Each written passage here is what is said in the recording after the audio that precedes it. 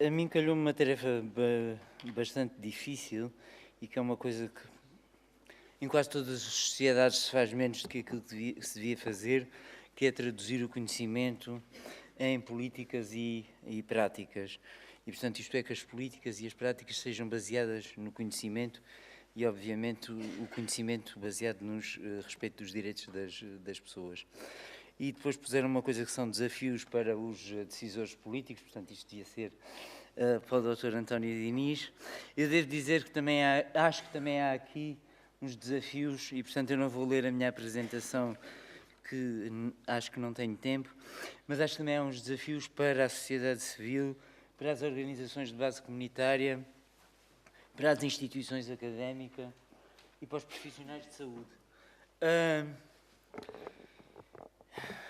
E, portanto, a primeira recomendação, que é para não me esquecer de nada, eu acho que na conferência, das apresentações da conferência, e já muito trabalho tinha sido feito sobre isso, é necessário que tenhamos um plano de vigilância epidemiológica com grupos sentinela, etc.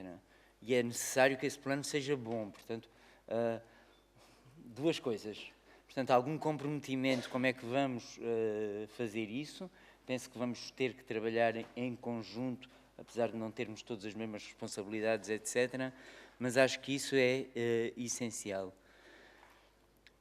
E isso é essencial porque também me parece que saiu desta conferência, em relação, e vou falar mais da questão do VIH, mas posso também depois falar dos grupos de difícil acesso, que a infecção VIH em Portugal, como na maioria dos países europeus, não é distribuída uniformemente pela população, é distribuída de maneira não uniforme na população. O número de pessoas, o risco que as pessoas têm de contrair a infecção é diferente entre pessoas e não quer nada dizer que as más é que estão em risco de contrair o VIH e as boazinhas não, a não ser que não tenham sexo ou, em última análise, também não sejam profissionais de saúde, que podem sempre levar com uma injeção ou qualquer coisa. Ou seja, acho que porque é que a vigilância epidemiológica e a surveillance é tão importante? Porque se for boa, nos vai dizer onde é que é preciso agir, onde é que é preciso alocar prioritariamente recursos. E depois, aquilo que o Pedro também falava, e já agora o Pedro não está cá, porque como nós somos muito pouquinhos, havia uma coisa importante no Infarmed, então decidimos, não, a gente aquela não pode deixar de ir, e então dividimos aqui e arranjamos sem ele. Penso que é muito importante que o Dr. António Diniz, o plano e o governo, neste momento em que houve uma série de decisões de mudança de política, por exemplo, em relação à distribuição das seringas, que se decidiu, de alguma maneira, uma mudança estratégica com a colocação dos testes rápidos nos cuidados de saúde primários, etc. Nós pensamos que é preciso começar desde o princípio a verificar como é que está a funcionar, para podermos corrigir rapidamente o tiro, se for necessário, ou para poder reforçar as experiências, e vamos lá ao ACES do Seixal, para ver se de facto as coisas estão todas a funcionar em grande. Portanto, não são ACES, têm o apoio da Câmara Municipal de... São ACES, não são? É bem parecido, eu fui lá, porque eu também sou como o Dr. António Diniz, andei pelo país todo, vocês nem querem saber as coisas que eu encontrei nestes 4 anos e também já sou um homem diferente daquilo que era. Portanto, plano de vigilância epidemiológica, penso que é urgente em 2013 ser definido e dar os primeiros passos. Aliás, alguns passos já foram dados, o Previ já é um passo nesse sentido e houve outros, e o Cloto e uma série de outras coisas. A gente não constrói nada em cima de areia ou de coisas, não, a gente constrói em cima de coisas que foram feitas. A outra coisa é, há algumas estratégias novas, temos que as monitorizar para ver se estão a ter os efeitos que pretendemos. Há coisas que não podemos medir em 5 dias, há coisas que podem mudar anos a refazer, a verificar, mas algumas podemos verificar se estão ou não estão a funcionar. A segunda coisa que me parece que também é importante e decisiva e que foi dita aqui por autoridades internacionais e nacionais e pares e comunitários e alguns interventores, é que as estratégias baseadas na discriminação, na culpabilização, na discriminação, no pôr à parte, na marginalização, em termos de saúde pública, não falemos das outras, em termos de saúde pública não funcionam. Portanto, há aqui a questão de resolver o acesso real, na prática, no dia-a-dia, dos imigrantes em situação irregular em Portugal, para o bem da saúde pública portuguesa. Há aqui uma necessidade, rapidamente, de não haver um hiato nos programas de troca de seringas, para não termos uma situação que aconteceu numa série de países com características sociais relativamente próximas de Portugal. E depois tenho uma má notícia, é que não há dinheiro, ou há muito pouco dinheiro,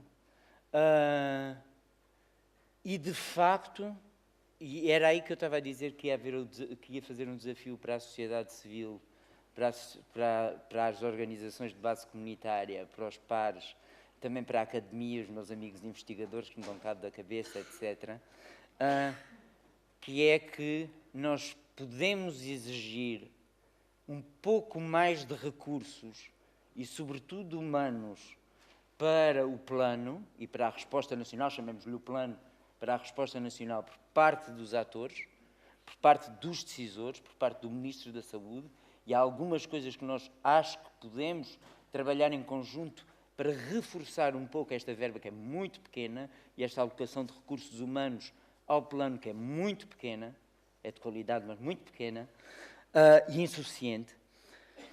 Mas o outro lado é que nós vamos ter que encontrar mecanismos de sustentabilidade, pelo menos parciais, que passem por outras vias de financiamento.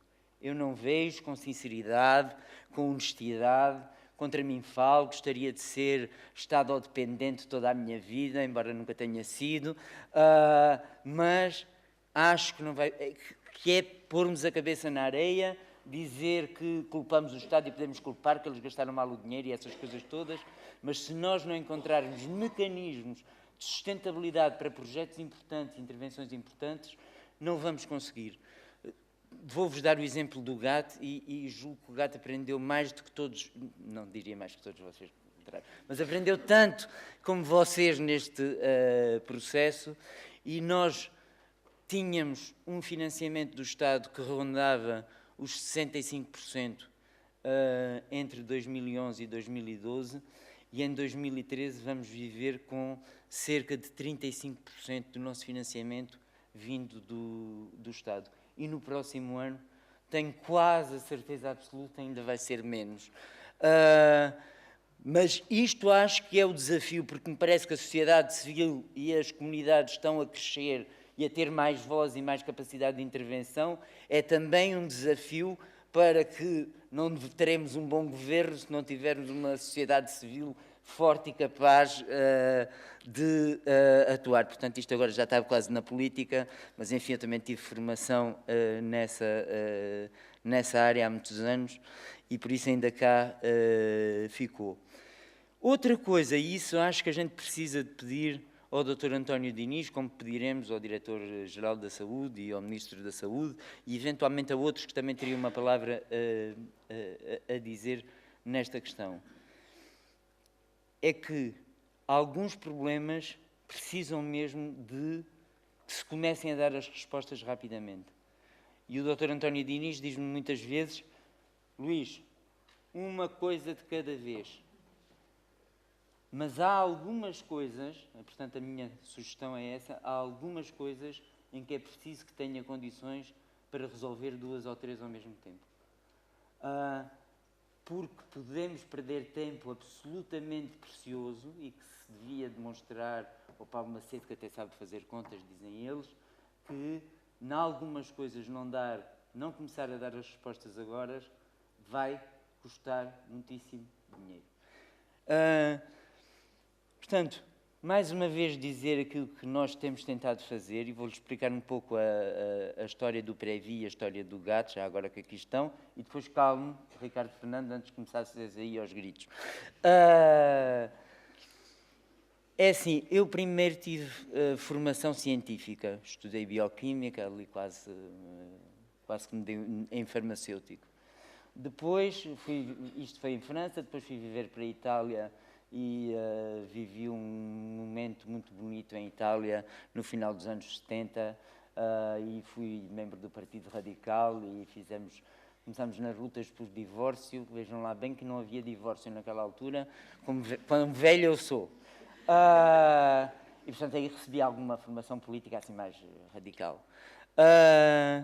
Depois fui trabalhar e usar a vida porque achei que aquilo era tudo um bocadinho chato e portanto tinha um trabalho muito bom que me permitia viver e ter 6 meses de férias por ano, garanto que tinha 6 meses de férias por ano.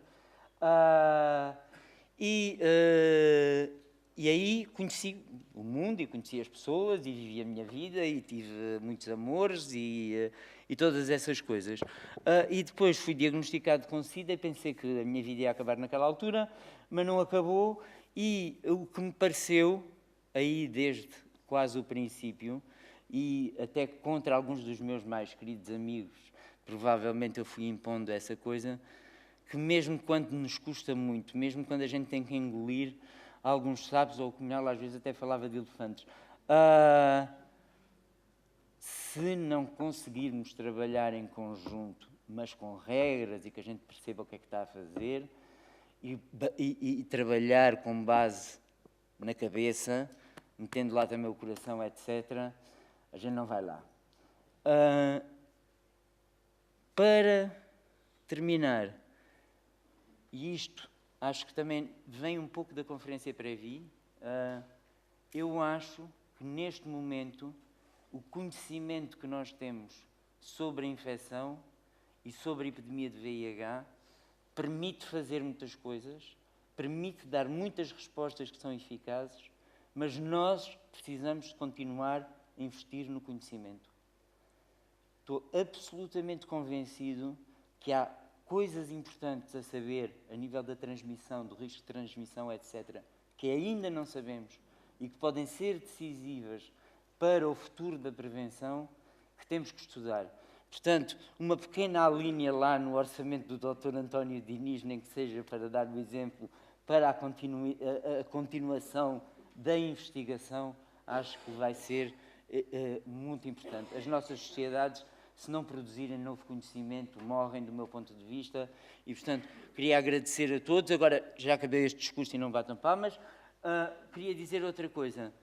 Houve uma mudança qualitativa no GAT e nas pessoas que trabalham no GAT com este projeto, e agradeço muito, e isto é absolutamente verdade, e nós também sentimos isso nos nossos parceiros, em muitos dos investigadores que trabalham connosco, no pessoal, nos profissionais de saúde, que começamos um trabalho, que é, para além de um diálogo, é um trabalho que qualitativamente mudou de 2009 para 2013.